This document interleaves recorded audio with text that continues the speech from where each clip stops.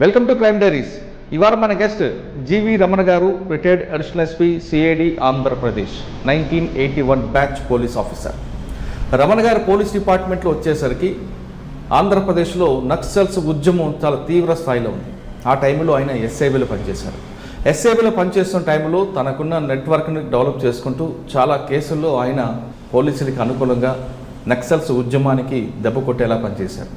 అంటే ఎన్కౌంటర్లు చేయడం అనేది కాకుండా ఇంటెలిజెన్స్ని డెవలప్మెంట్ చేసుకుంటూ ఒక దశలో నక్సల్స్గా వెళ్ళడానికి కూడా అతను ప్రయత్నం చేశారు.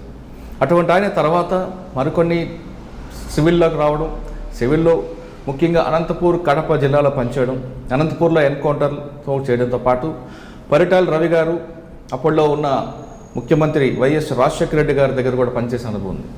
అంతేకాకుండా గతంలో 1983 భవనం వెంకటరామరెడ్డి గారితో పాటు నందమూరి తారక రామారావు గారి దగ్గర కూడా పనిచేసే అనుభవం.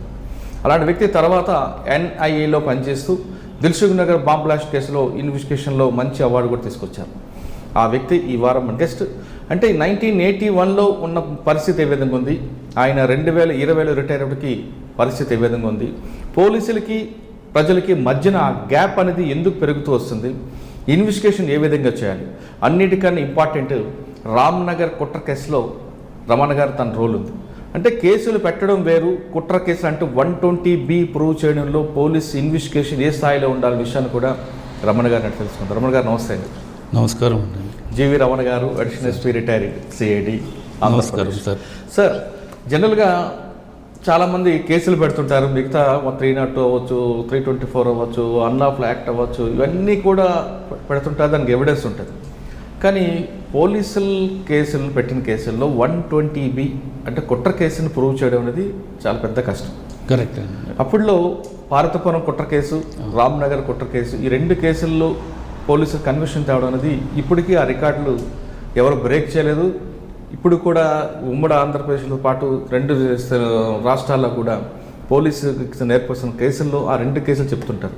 అంటే కుట్ర కేసుని ఎలా ఇన్వెస్టిగేషన్ చేయాలని. అటువంటి రామ్నగర్ కుట్ర కేసులో మీ రోల్ ఉంది. దాంతోపాటు దిల్సుఖ్ నగర్ బ్లాస్ట్ అవ్వచ్చు, ఇవన్నిటికన్నా ముఖ్యంగా నక్సల్స్లో మీరు కోవర్ట్గా వెళ్ళడానికి ఉస్మానియా యూనివర్సిటీ చేయడం, వాళ్ళతో పాటు కలిసి వెళ్ళడానికి వెళ్ళే సమయంలో మీకు ఎవరు ఎందుకు వెళ్ళొద్దు అంటూ మీకు అడ్డుకట్టు వేశారు? ఈ ప్రశ్నకు సమాధానం చెప్పే ముందు ఒకసారి జీవి రమణ గారి కుటుంబ నేపథ్యం చెప్పండి. ఎందుకు పోలీస్ యూనిఫామ్ వేసుకోవాల్సి వస్తుంది? సార్, అందరికీ నమస్కారం సార్. మా ఫాదరు రిజర్వ్ సబ్ ఇన్స్పెక్టరు, నేను పోలీసు ఆఫీసర్ సంతానమే. అయితే మా అమ్మా నాయన గారి దయ వల్ల, అదేవిధంగా మా ఫాదర్ కూడా మంచి ఎగ్జైటింగ్ సర్వీస్ చేశారు. నేను నా చదువు మొదలుపెట్టింది అండమాన్ నికోబార్ ఐలాండ్స్లో మొదలుపెట్టాను. పుట్టింది రాజమండ్రి. వాస్తవంగా మేము రాయలసీమ వాళ్ళము, కడప ఇది చిత్తూరు జిల్లా పాకాల. కానీ మా ఫాదర్ ఉద్యోగరీత్యా చాలా ప్లేస్లో చూసాము.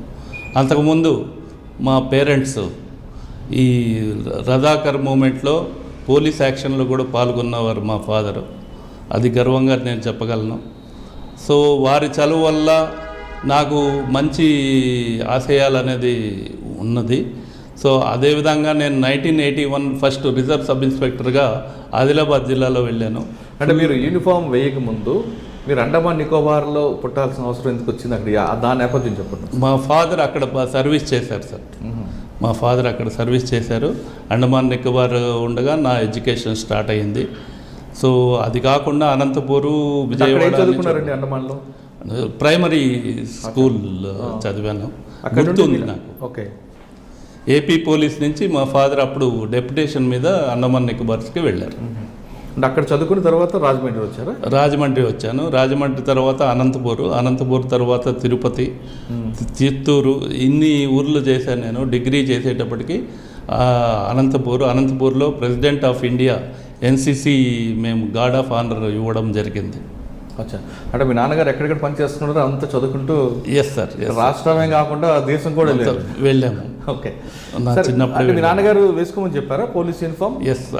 ఆయన చూస్తూ పెరిగాను కాబట్టి నాకు పోలీస్ యూనిఫామ్ అంటే నాకు ఎప్పటి నుంచో గురి ఉండేది, ఖచ్చితంగా కావాలని. అదేవిధంగా నేను పోలీస్ ఆఫీసర్ అయ్యాను. అయితే మొట్టమొదటిగా నాకు సివిల్లో AR అనేది తెలియదు అనమాట. RSIగా వెళ్ళాను. మళ్ళీ దాని తర్వాత సబ్సిక్వెంట్గా సివిల్ పోలీస్లో వచ్చాను. ఓకే, సివిల్ పోలీసుకి వచ్చాక ఫస్ట్ మీరు ఆదిలాబాద్ ట్రైనింగ్ అంటున్నారు. ఆదిలాబాద్లో ఏం ట్రైనింగ్ చేస్తారు? ఆదిలాబాద్లో ఆర్ఎస్ఐగా రిజర్వ్ సబ్ ఇన్స్పెక్టర్గా అయితే మేము కూంబింగ్ ఆపరేషన్స్ చేసేవాళ్ళము. అప్పుడు చూసాను నేను దగ్గరగా నక్సలైట్ యాక్టివిటీస్ అంటే ఏంటి, దళం అంటే ఏంటి, దళం యాక్టివిటీస్ ఏంటి, ఇవన్నీ ఇది చూస్తూ నేను తర్వాత ఇంటెలిజెన్స్కి ఆప్షన్ ఇవ్వడం జరిగింది. ఆదిలాబాద్లో మీరు ట్రైనింగ్ తీసుకున్న సమయంలో నక్సల్స్ మూవ్మెంట్ కూంబింగ్ నేర్చుకున్నారు కదా, ఇప్పుడు ఇంద్రవల్లి ఘటనలు జరిగాయి. మీరు పనిచేసిన టైంలో ఎక్కడెక్కడ కూంబింగ్లు చేస్తారు, అక్కడ మీరు నేర్చుకుంది? ఆదిలాబాద్ జిల్లా బెల్లంపల్లిలో పనిచేశాను నేను, 3 ఏళ్ళు పనిచేశాను అక్కడ. సో ఈ ఇంద్రవల్లి ఘటన ఇవన్నీ టోటల్గా మాకు తెలుసు. అదేవిధంగా ఇది దళం మూమెంట్ కోసం మేము కూంబింగ్ ఆపరేషన్స్ విరివిగా చేసేవాళ్ళము. దళము వాళ్ళ యొక్క దళ సభ్యుల యొక్క ఇది యాక్టివిటీసు, సీకాసా ఉంది, సీకాసాలో వాళ్ళ ఒక యాక్టివిటీస్, ఇవన్నీ నేను గమనించడం జరిగింది, నేర్చుకున్నాను. అంతవరకు నాకు నక్సలైట్ అంటే ఏంటో తెలియజేసేది కాదు. ఆ ఇంట్రెస్ట్ మీదే నేను ఇంటెలిజెన్స్కి ఆప్షన్ ఇవ్వడం జరిగింది. ఇంటెలిజెన్స్ నుంచి ఎస్ఐబిలో నన్ను తీసుకోవడం జరిగింది. ఎస్ఐబిలో నా యాక్టివిటీస్ చూసి నన్ను ఇన్ఫిల్ట్రేషన్కి ఒక ఆఫీసరు ట్రై చేశారు. దానికి నేను విల్లింగ్నెస్ కూడా ఇచ్చాను. అయితే విజయరామారావు గారు, శ్రీ విజయరామారావు గారు, అప్పుడు డీజీ గారు, ఆయన వచ్చి గవర్నమెంట్ రూల్స్ ఒప్పుకోదని చెప్పి నన్ను. సార్, మీరు ఆర్ఎస్ఐ తర్వాత అక్కడున్న ఇంట్రెస్ట్ మీద మీరు ఎస్ఐబికి వచ్చారు. ఎస్ఐబికి వచ్చిన టైంలో ఇక్కడ ఇంటెలిజెన్స్ డెవలప్మెంట్ చేయడానికి అప్పట్లో RTC cross road Indira park దగ్గర ఒక సమావేశం జరిగింది. ఆ సమావేశాలకు మీరు ఏ విధంగా వెళ్ళారు, అందులో వెళ్ళాలని కూడా ప్రయత్నం చేసినట్టుగా తెలుస్తుంది పార్టీలో కోవట్గా. అసలు ఆ ఎపిసోడ్ చెప్పండి. ఆదిలాబాద్ జిల్లాలో ఫస్ట్ టైం నక్సలైట్స్ అంటే ఏమిటి ఇవంతా నాకు తెలియడం జరిగింది, నాలెడ్జ్ వచ్చింది. ఈ నాలెడ్జ్ చూసి నాకు బాగా ఇంట్రెస్ట్ పెరిగింది పోలీస్ ఆఫీసర్గా. వీళ్ళది ఏదో మొత్తం మొత్తం చూడాలని నాకు ఒక సంకల్పం కలిగింది. సో దీంట్లో భాగంగానే నేను పర్సూ చేసుకుని ఇంటెలిజెన్స్కి వచ్చాను. ఇంటెలిజెన్స్ నుంచి ఎస్ఐబికి వెళ్ళాను. ఎస్ఐబిలో నేను అబౌట్ 22-23 ఇయర్స్ ఉంటుంది నాకు ఏజ్. యంగ్ ఆఫీసర్ కాబట్టి నేను బాగా చాలా యాక్టివ్గా వాళ్ళని యూజీ క్యాడర్స్ అందరినీ నేను కవర్ చేయడం జరిగింది. ఆ దీంట్లో భాగంగా ఒకసారి ఒక యూజీ క్యాడర్ అతను ఎస్ఐగా కూడా సెలెక్ట్ అవ్వడం జరిగింది. నాకు ఇమ్మీడియట్గా తెలిసి వారిని అపాయింట్మెంట్ లేకుండా స్టాప్ చేయడం జరిగింది. ఎవరో ఒకరు, వారు ఇప్పుడు హైకోర్టులో అడ్వకేట్గా ప్రాక్టీస్ చేస్తున్నారు. ఒక చోట యూజీ, ఇంకో చోట ఎస్ఐగా ఆయన ఏంటది సెలెక్ట్ అయ్యాడు ఆయన. సో ఆ ఇన్ఫర్మేషన్ నాకు తెలిసి వెరిఫై చేస్తే కరెక్టే అది. సో ఇమీడియట్గా అబ్జెక్ట్ చేయడం జరిగింది. అతనికి సబ్సిక్వెంట్గా అపాయింట్మెంట్ ఆర్డర్ ఇవ్వలేదని. 1985 ప్రతీకారంగా మీరు నక్సల్స్లోకి వెళ్దాం అనుకున్నారా? అదేవిధంగానే నేను దాంట్లో భాగంగానే నేను ఇన్ఫిల్ట్రేట్ అవుదామనేసి నేను అనుకున్నాను. నేను కాలేజ్ స్టూడెంట్కి ఉస్మానియాలో చేరి వాళ్ళల్లో కలిసిపోదామనేసి అనుకున్నాను. ఒక ఆఫీసర్ గారు కూడా నాకు ఎంకరేజ్ చేశారు. బట్ అప్పుడున్న శ్రీ విజయరామారావు గారు, ఇంటెలిజెన్స్ చీఫ్ గారు ఒప్పుకోలేదు. గవర్నమెంట్ రూల్స్ ఇది ఒప్పుకోరు అని చెప్పారు. ఆ దీంట్లో భాగంగా ఒకసారి ఒక ఆపరేషన్ ఏమైందంటే, నేను ఆర్ఎస్యు స్టేట్ మీటింగ్ జరిగింది. దాంట్లో ఒక డెలిగేట్గా నేను అండర్ కవర్లో వెళ్ళి నేను డెలిగేట్గా రిజిస్టర్ చేసుకుని ఎక్కడి నుంచి వచ్చారని చాలా క్వశ్చన్స్ వేశారు వాళ్ళు. అయినా కానీ అన్నీ నేను తెలివిగా చెప్పాను. ఎందుకంటే నేను ఆదిలాబాద్లో ఉన్నాను, అంగుళం తెలుసు కాబట్టి వాళ్ళు చాలా క్రాస్ చెక్ చేశారు. నేను అన్నిటికీ సమాధానం చెప్పేటప్పటికి వాళ్ళు నమ్మారు. 3 days వాళ్ళ దగ్గరే ఉండి వాళ్ళ భోజనం తిని నేను మొత్తం టోటల్గా అప్పుడు ఆ మీటింగ్ గురించి వివరణ మంచి రిపోర్ట్ ఇవ్వడం జరిగిందనమాట. అంటే ఆ మీటింగ్లో మీకు వచ్చిన ఇన్పుట్స్ ఏమున్నాయండి? ఇన్పుట్స్ ఏంటంటే మెయిన్ రెజల్యూషన్స్ ఇంపార్టెంట్ అనమాట. ఆ రెజల్యూషన్స్ గురించి రిపోర్ట్ ఇవ్వడం జరిగింది. అంటే యాక్షన్ గురించి చెప్పుకొచ్చారా, లేదా ఎలాగ దాన్ని విస్తరించాలి పార్టీ? నేను అది ఆర్ఎస్యు అనేది ఓపెన్ వింగ్ అనమాట. కాబట్టి పార్టీ ఏ విధంగా విస్తరించాలి, ఏ విధంగా ఏ కాలేజెస్లో లేవు, ఎట్లా విద్యార్థులను ఏ విధంగా మనం అట్రాక్ట్ చేయాలి, ఇలాంటివన్నీ వాళ్ళు డిస్కస్ చేయడం జరిగింది. రెజల్యూషన్స్ కూడా పాస్ చేయడం జరిగింది. ఆ రెజల్యూషన్స్ అన్నీ నేను రాసిచ్చాను. ఓకే, అంటే మీరు ఇచ్చిన ఇన్పుట్ వల్ల గవర్నమెంట్ ఎలాంటి యాక్షన్ తీసుకుని దానివల్ల పార్టీకి విద్యార్థులు అందులో వెళ్లకుండా ఏమన్నా తీసుకుందండి. ఎందుకంటే మామూలుగా ఆర్ఎస్యు ఎట్లా అంటే ఫస్ట్ ఫ్రెండ్షిప్ లాగా చేస్తారు. ఆ ఫ్రెండ్షిప్ చేసిన తర్వాత ఆ కుర్రవాడిని కానీ లేదంటే ఆ లేడీని కానీ మెల్లగా ఒక కేసులో ఇరికిస్తారు. కేసులో ఇరికించిన తర్వాత మళ్ళీ వాళ్ళని యూజీ క్యాడర్గా పంపిస్తారు, అడవుల్లో పంపిస్తారు. సో అమాయకంగా వాళ్ళ లైఫ్ నాశనం చేసుకుంటారు. అటువంటి వాళ్ళని కౌన్సిలింగ్ ఇవ్వడం జరిగింది. అదేవిధంగా మేము మాట్లాడడం జరిగింది. చాలామంది ఆ విధంగా వాళ్ళు ఆర్ఎస్యూలో యాక్టివ్ మెంబర్ కాకుండా బయటకు వచ్చేసిన ఇన్సిడెంట్స్ చాలా ఉన్నాయి. ఓకే, ఎస్ఐబిలో ఉన్నప్పుడు మీకు ఇంకా మీరు చేసిన వర్క్స్ ఏమి? ఇది కాకుండా రామ్నగర్ కేసు ఉందండి. డానియల్ ఇన్స్పెక్టర్ గారు టీంలో ఉండేవాడిని నేను. రామ్నగర్లో ఇన్సిడెంట్ అప్పుడు ఎస్ఐబిలో త్రిమూర్తులు ముగ్గురు ఉండేవారండి. ఆ పేర్లు ఎవరో చెప్తారా? వద్దులేండి. సో రామ్నగర్లో కేసులో నేను డానియల్ గారితో చేశాను నేను. సో అప్పుడు మాకు మంచి డెన్ దొరికిందనమాట. ఆ డెన్లో టోటల్గా హ్యూజ్ అమౌంట్ ఆఫ్ అది క్యాష్ దొరికింది. అదేవిధంగా తూటాలు దొరికింది. అదేవిధంగా యూనిఫామ్ దొరికింది. అదేవిధంగా కరస్పాండెన్స్ ఎట్లంటే పీపుల్స్ వార్ వాళ్ళు జనరల్గా అప్పటికి పీపుల్స్ వారే మావోయిస్ట్ కాలేదన్నమాట. సో వారు ఎక్కువగా ఏంటంటే డెడ్ లెటర్ బాక్స్ కానీ లేదంటే కొరియర్ ద్వారా పంపించడం జరుగుతుంది వాళ్ళ ఒక కమ్యూనికేషన్. దాంట్లో భాగంగా అప్పుడు మన పరిటాల రవి కూడా అప్పుడు పీసీ కొరియర్గా ఉండేవాళ్ళు. ఆ రికార్డ్స్ బట్టి మాకు తెలిసింది. పరిటాల రవి గారు కూడా అప్పుడు పీసీ కొరియర్ అనమాట. అదేవిధంగా నల్లా ఆదిరెడ్డిని మేము అరెస్ట్ చేయడం జరిగింది. ఆయన్ని ఇంట్రాగేషన్ చేశాము. చేసిన తర్వాత ఆయన ఒప్పుకోలేదు. మీరు అడిగారు 120B కుట్ర కేసు ఎట్లంటే ఎప్పుడు కానీ ఏ కేసు అయినా కానీ ఫస్ట్ మనకి మోటివ్ ప్రిపరేషన్ అనేది ఇంపార్టెంట్.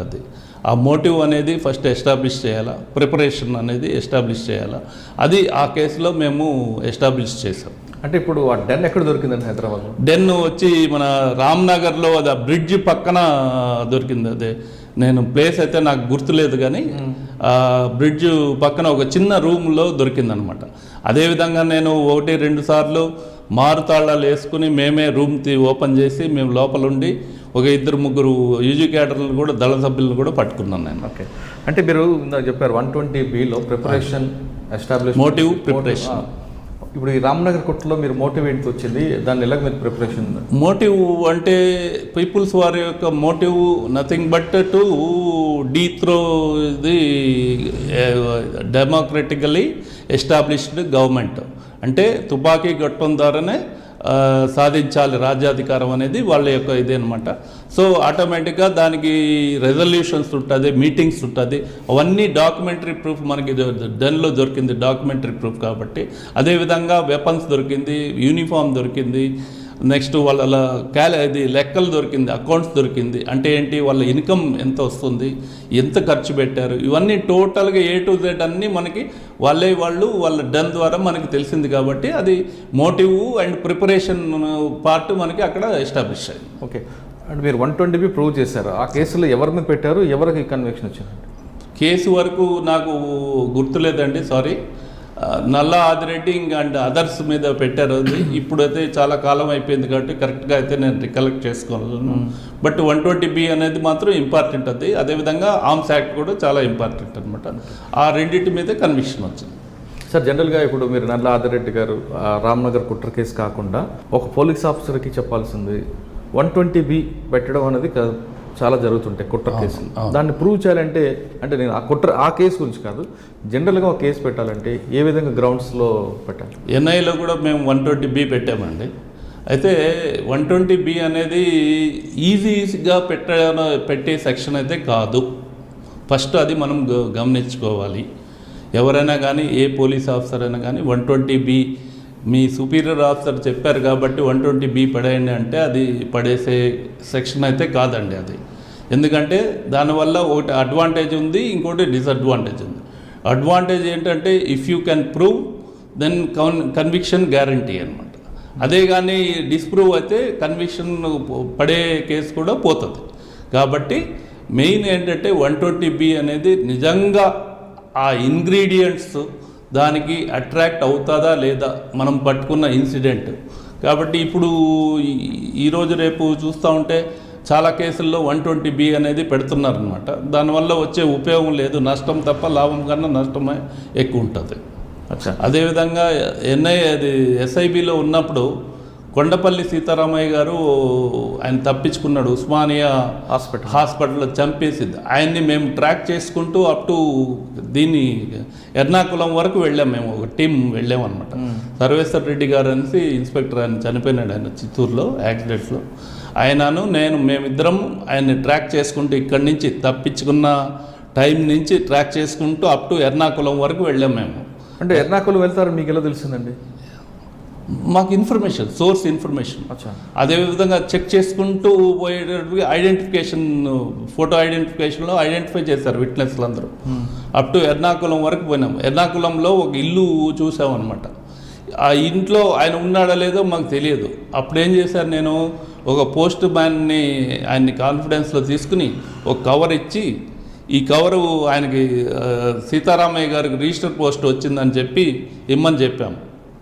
మేము మామూలు సాధారణ వ్యక్తుల్లాగా మేము దూరంగా ఉండి గమనిస్తుంటే ఇట్లా సీతారామయ్య గారు అంటే ఆయన లేడండి, ఆయన ఖాళీ చేసి 15 రోజుల కిందట వెళ్ళిపోయినట్టు చెప్పారు అనమాట. సో అంతవరకు మేము ట్రాక్ చేస్తాం ఆయన్ని. సార్, ఇప్పుడు ట్రాక్ చేయడానికి సెల్ ఫోన్లు ఉన్నాయి, రకరకాల ఎలక్ట్రానిక్ గ్యాడ్జెట్స్ ఉన్నాయి. కానీ అప్పుడు అసలు ఎలాంటి టెక్నాలజీ, హ్యూమన్ ఇంటెలిజెన్స్ మాత్రమే వాడేవారు. ఇప్పుడు కొండపల్లి సీతారామయ్య గారు ఉస్మానియా హాస్పిటల్ నుంచి ఒక కానిస్టేబుల్ మీద కాల్పులు జరిపి ఆయన తీసుకుని వెళ్ళారు, సుమోలో వెహికల్లో తీసుకెళ్ళిపోతారు. కానీ ఆ చంపడం అనేది కూడా సీతారామయ్య గారికి ఇష్టపడలేదు, పోలీసు చనిపోవడం కూడా. అక్కడి నుండి అంటే ఉస్మానియా హాస్పిటల్ నుంచి ఎర్నాకుళం వరకు మీరు ట్రాక్ చేసుకెళ్ళంటున్నారు. అంటే ఇప్పుడు టెక్నాలజీ లేని టైంలో హ్యూమన్ ఇంటెలిజెన్స్ని యూజ్ చేసుకుంటూ ఏ విధంగా మీరు వెళ్ళారు అనేది కొంచెం డీటెయిల్గా చెప్పండి. అదేనండి, డెడికేషన్ అండి. డెడికేషన్ అంటే ఇప్పుడు కూడా అదే అవసరం అవుతుంది.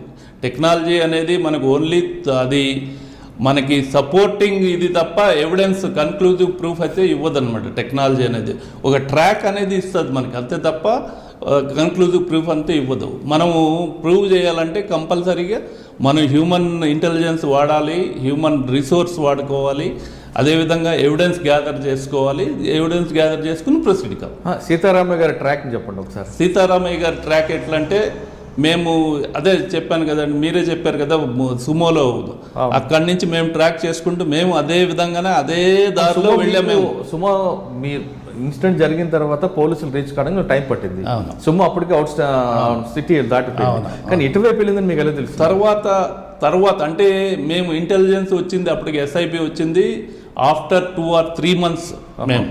అయితే మేము ట్రాక్ చేసింది ఏ విధంగా అంటే సోర్సెస్, మా యొక్క సోర్సెస్, ఆ పీపుల్స్ వార్ దాంట్లో కూడా మా యొక్క సోర్స్ ఉన్నారు. సోర్స్ ఉంటే ఫస్ట్ ఏమన్నారు, బెంగళూరులో ఆయన షెల్టర్ తీసుకుంటున్నట్టు చెప్పినాడు. బెంగళూరు యలహంకలో దగ్గర మేము 1 వారం రోజులు మేము ఆయన కోసం గాలిచ్చిన తర్వాత మాకు వచ్చిన ఇన్ఫర్మేషన్ ఏంటంటే, లేదు ఆయన దీనికి కేరళకి వెళ్ళిపోయినాడు అని. కేరళలో ఏ ఊరో తెలియదన్నమాట. మేము కేరళలో చాలా ఊర్లు చూసి ఆఖరికి ఎర్నాకుళంలో ల్యాండ్ అయినాం. ఎర్నాకుళంలో ఒకరు ఐడెంటిఫై చేస్తారు, ఇతను పలానా ఇంట్లో ఉండేవాడు, ఇతను మేము చూసామనేసి. అప్పుడు ఆ ఇంటికి మేము అతను ఉన్నాడా లేదా తెలియదు. మనం చిన్న ఇష్యూ అండి, యలహంక నుంచి కేరళ వెళ్ళిపోయారనే విషయం మీకు ఒక లోపల సోర్స్ వచ్చింది, వెళ్ళారు. కానీ కేరళలో రాష్ట్రంలో ఏ ఊరు అనేది కూడా మీకు తెలియదు, ఏ జిల్లా. కానీ మీరు ఎర్నాకుళం అని వెళ్ళారు. అక్కడ అంటే ఎర్నాకుళం అనేది ఒక పెద్ద సిటీ. ఆ సిటీలో ఏ విధంగా అంటే దీంట్లో మెయిన్ ఏంటంటే సింపథైజర్స్ అనే ఉంటారు. సింపథైజర్స్ అనేది అన్ని ఊర్లలో ఉండరండి, చాలా తక్కువ ఉంటారు సింపథైజర్స్ కానీ, లేదంటే యాక్టివ్ మెంబర్స్ కానీ, లేదా లైఫ్ టైమర్స్ అని ఇలాంటి దీనిలలో ఇట్స్ ఓన్లీ చీకట్లో రాయి వేసేదే అనమాట. ఆ సింపథైజర్స్ అనేవాళ్ళు ఎక్కువ ఎర్నాకుళం ఏరియాలో ఉన్నారు కాబట్టి అక్కడ మేము ట్రై చేసాం కాబట్టి మాకు సక్సెస్ అయ్యింది. ఆయన ఉన్నాడు, అక్కడ ఉండి వెళ్ళాడు అనమాట. 1 వారం 10 రోజుల కిందట ఆయన ఖాళీ చేసి వెళ్ళిపోయాడు. అంటే కష్టం అంతా కష్టపడ్డాం మేము. ఓకే, తర్వాత ఎక్కడ చూసారు? ఎస్ఐబిలో మీ వర్క్స్ ఇంకేమున్నాయి? సివిల్ పోలీస్లో ఎస్ఐబిలో ఇంకా మీరు చేసిన వర్క్స్ ఏమున్నాయి? ఎస్ఐబిలో ఇంకా నేను 2-3 సార్లు ఒక ఇది బర్త్డే పార్టీస్కి నేను వాళ్ళ మామూలు వాళ్ళలాగా వెళ్ళానమాట. ఎవరు బర్త్డే పార్టీస్ అంటే పీసీ కొరియర్ ఉంటాడు, నవీన్ అని పీసీ కొరియర్, అతను ఇప్పుడు లేడు, అని చనిపోయినాడు అతను. అయితే ఆ నవీన్ని పట్టుకోవడానికి నా సోర్స్ ఒక అతన్ని డెవలప్ చేసుకుని మేమున్నది హైదరాబాద్, నేను నిర్మల్లో సోర్స్ని డెవలప్ చేసుకున్నాను. నిర్మల్కి నేను వెళ్ళాను, అతను బర్త్డేకి వస్తాడు అనేసి తెలుసుకున్నాను. అంటే అప్పుడు పీపుల్స్ వార్ బర్త్డే పార్టీస్కి వచ్చేవారు? బర్త్డే పార్టీ అంటే అతను హోల్ టైమర్ కాదు కదా, అతను సింపదైజర్. ఇప్పుడు ఫుడ్ కావాలి కదండి, ఫుడ్ కావాలి, షెల్టర్ కావాలి, అందరూ పార్టీ వాళ్ళే ఉండరు కదా, కొంతమందిని కాన్ఫిడెన్స్లో తీసుకుంటారు, వాళ్ళ ఇండ్లలో ఏదో వేరే కవర్తో వీళ్ళు ఉంటారనమాట. సో ఆ విధంగా బర్త్డే పార్టీకి ఒక ఇంట్లో వస్తాడని నాకు తెలిసిన తర్వాత ఆ సబ్సిక్వెంట్గా ఆ లెటర్ కూడా నేను చూశాను. నన్ను చంపాలా, ఒక ద్రోహి బర్త్డే పార్టీకి వచ్చి మన వాడిని చూపించినాడు, ఆ ద్రోహిని చంపాలి అని కూడా నేను ఆ లెటర్ నేనే కళ్ళారా చూశాను. నేను అది రామ్నగర్లో దొరికింది ఆ లెటర్ కూడా. సో అటువంటిది అతన్ని మేము పట్టుకోవడం జరిగింది అనమాట. బర్త్డే పార్టీకి వెళ్ళారా మీరు? నేను వెళ్ళాను. నేను వెళ్ళాను, దొరికాడు అతను వచ్చాడు, దొరికాడు అతను పీసీ కొరియర్ అతను. అచ్చా, ఇంకో కేసు ఏదో చెప్తున్నారు ఎస్ఐబిలో. ఇది కాకుండా మేము చాలాసార్లు దగ్గరికి నల్లా ఆదిరెడ్డి కాకుండా మల్లోజల కోటేశ్వరరావు కూడా ట్రై చేశాం, దగ్గరికి వెళ్ళాము కానీ బట్ ఆయన కోటేశ్వరరావు గారి కోసం ఎక్కడ మీరు వెతికారు? వరంగల్ ఏరియాలో బాగా వెతికాము. వాళ్ళ ఇద్దరు అన్నదమ్ములు, ఇద్దరు బాగా ఓల్డ్ టైమర్స్, వాళ్ళు మంచి డెడికేటెడ్ వర్కర్స్ వాళ్ళు. మల్లోజు కోటేశ్వరరావు గారు, మల్లోజు వేణుగోపాల్ ఇద్దరు కోసం చాలా ట్రై చేసాం, దగ్గరికి వెళ్ళాము కానీ బట్ సక్సీడ్. దగ్గరికి అంటే అడవుల్లోకి వెళ్ళారా లేదంటే వాళ్ళు షెల్టర్ దగ్గరికి వెళ్ళారా? షెల్టర్ ఎక్కువగా, అందరికీ ఎక్కువగా షెల్టర్ హైదరాబాద్ సికింద్రాబాద్. సార్, అప్పట్లో మావోయిస్ట్ పార్టీ అదే పీపుల్స్ వార్ కోసం పోలీస్ అధికారులు కూడా సమాంతరంగా ఒక పీపుల్స్ వార్ గ్రూప్ని నడిపేవారు అనేది వాస్తవం అంటారా? కొంతమంది పోలీస్ అధికారులని వాళ్ళని నక్సలైట్లుగా డ్రెస్సులు వేయించి గ్రామాల్లో పంపించి అన్నలు వచ్చామని చెప్పి ఒక దళంగా తయారు చేశారని. అది differs from officer to officer. జిల్లా అధికారులు కొంతమంది ఆ విధంగా చేశారు. ఎందుకంటే ఏదైనా కానీ ఒక టాస్క్ అనేది సక్సెస్ కావాలి, అది ఏ విధంగా చేస్తామో ఇల్లీగల్ కానంత వరకు తప్పు లేదు. It's a war. ఎందుకు అప్పటికే ఆ టయానికి ఆల్మోస్ట్ వాళ్ళు పోలీస్ ఆఫీసర్లు ఇద్దరూ ఆల్మోస్ట్ బాగా చనిపోవడం జరిగింది రెండు పక్కల. కాబట్టి ఇట్స్ ఏ వార్ అనమాట. ఆ వార్లో అది గవర్నమెంట్ పాలసీకి వ్యతిరేకం కదండి. పాలసీ వ్యతిరేకం ఇంటెలిజెన్స్ కింద వస్తుంది కదా, అదే అన్రికార్డెడ్గా ఉంటుంది. బట్ ఏది ఇల్లీగల్ కాదు కదండి. ఇప్పుడు నేను ఒక ఇన్ఫర్మేషన్ కనుక్కోవాలి, నేను ఏదో విధంగా ఇల్లీగల్గా చేయనంత వరకు అది మీరు ఒక పుట్టినరోజు పార్టీకి వెళ్ళి మీ సోర్స్ని డెవలప్ చేసుకోవడం ఇల్లీగల్ కాదు, ఇంటెలిజెన్స్ డెవలప్మెంట్. కానీ అన్నలు కానీ పోలీసులు అన్నలు యూనిఫామ్లు వేసుకొని తుపాకులు పట్టుకొని గ్రామాలకు వెళ్ళి ఒక దళంగా ఏర్పాటు చేస్తూ అక్కడ అన్నల కోసం ఇన్ఫర్మేషన్ తీయడం అనేది, ఆపరేషన్ చేయడం అనేది ఒక కమిటెడ్ పోలీస్ ఆఫీసర్గా నేను తప్పు అనుకోను నేను అది. ఎందుకంటే ఇల్లీగల్ యాక్ట్ చేయనంత వరకు అది తప్పు కాదు. ఎందుకు ఏదో విధంగా ఇన్ఫర్మేషన్ అనేది రావాలి కాబట్టి కంపల్సరీ అది నేనైతే సపోర్ట్ చేస్తాను. ఓకే, అంటే అప్పుడున్న పరిస్థితులు ఆ విధంగా ఉంటుంది కాబట్టి అది. అంటే ఇప్పుడు ఆ పీక్ స్టేజ్లో ఉన్నాయి కాబట్టి నువ్వా నేనా అన్న స్టేజ్లో ఉన్నది అట్లా అదే విధంగానే ఉంది. మంచి బాగా నువ్వా నేనా స్టేజ్. ఇప్పుడైతే అలాంటివి లేవు. సార్, ఎస్ఐబి తర్వాత ఎక్కడికి వచ్చారు? ఎస్ఐబి తర్వాత నేను లోకల్ పోలీస్లో వెళ్ళిపోయానండి. కడప జిల్లాలో చేశాను, ఉమేష్ చంద్ర గారి దగ్గర చేశాను. One of the greatest officer in the police department, AP police డిపార్ట్మెంట్లో ఆయన దగ్గర చేయడం నా అదృష్టంగా నేను అనుకుంటాను. నేను కడప జిల్లా యొక్క ఫ్యాక్షన్ యొక్క స్థితిని గతిని మార్చిన వ్యక్తి మహానుభావుడు ఆయన. కానీ అదే టైంలో 2 ఎన్కౌంటర్లు జరిగాయి. అవునండి, జరిగిందండి. ఒకసారి ఆ ఎన్కౌంటర్ల గురించి చెప్పండి. అంటే ఎక్కడో ఉన్న వాళ్ళని తీసుకొచ్చి ఉమేష్ చంద్ర గారు ఎన్కౌంటర్ చేయించారనేది ఒక వార్త. అది అలిగేషన్ అని నేను అనుకుంటాను. అదైతే నేను నమ్మను. ఆ సార్ అట్లాంటి వ్యక్తిగత ఆయన వ్యక్తిత్వం కూడా కాదు ఆయనది. ఒక ఎన్కౌంటర్ అయితే అతను హైర్డ్ అసాసిన్ అనమాట. మామూలుగా ఏంటంటే కడప జిల్లాలో faction murders A and B party జరిగితే ఏ పార్టీలో బి పార్టీలో ఎఫ్ఐఆర్లు పెట్టుకోవడంలో 10 మంది 12 మంది ఏ విధంగా అయితే ఆ విధంగా ఆ స్థితిని ఆ పరిస్థితులు బట్టి పెట్టుకుంటారు. అయితే ఎక్కడ కానీ ఎక్కువగా చేసేది యాక్షన్ అనేది ఒక హైర్డ్ అసాసిన్ చేస్తాడు. హైడ్ అసాసిన్ ఎక్కువగా కడప జిల్లా అండ్ అనంతపూర్ బార్డరింగ్, అనంతపూర్ కదిరి ఏరియాలో ఎక్కువ మంది ఉంటారు అన్నమాట. వీళ్ళు ఏంటంటే డబ్బు ఇస్తే కిరాయి రౌడీ కింద లెక్క అనమాట. డబ్బు ఇస్తే వాడు చంపుతాడు. సో ఎఫ్ఐఆర్లో వాళ్ళు రారన్నమాట. ఎక్కడ కానీ ఎఫ్ఐఆర్లో రారు. ఎందుకంటే వాళ్ళ ఐడెంటిటీ అనేది కన్సీల్ చేస్తారు. అటువంటిది ఒక అతన్ని, చలపతి అనే ఒక అతన్ని సారు ఇది ఎన్కౌంటర్ చేయించాడు. అతను కూడా పోలీసుల మీద, జగదీష్ ఎస్ఐ మీద దాడి చేస్తే అప్పుడు చేశారు. జయరామరాజు జగదీష్ ఎస్ఐ మీద. అదేవిధంగా ఇంకోటి పీపుల్స్ వార్ దళం అనమాట, సుండుపల్లి ఏరియాలో జరిగింది. సో అది కూడా అది దాంట్లో అయితే అలిగేషన్ ఉండొచ్చు కానీ బట్ నేనైతే నమ్మను. అందులో ఒక స్టూడెంట్ కూడా ఉన్నారు, మాట్లాడతామని పిలిపించి encounter. Student nothing prevented them to approach the court of law కదా, అట్లాంటిది ఏం కాలేదు. అంటే కడప జిల్లా ఫ్యాక్షన్ కంట్రోల్ చేయడానికి ఉమేష్ చంద్ర గారు చాలా అసలు స్థితిగతిని మార్చిన వ్యక్తి మహానుభావుడు ఆయన. ఎందుకంటే నా కళ్ళారా నేను చూశాను.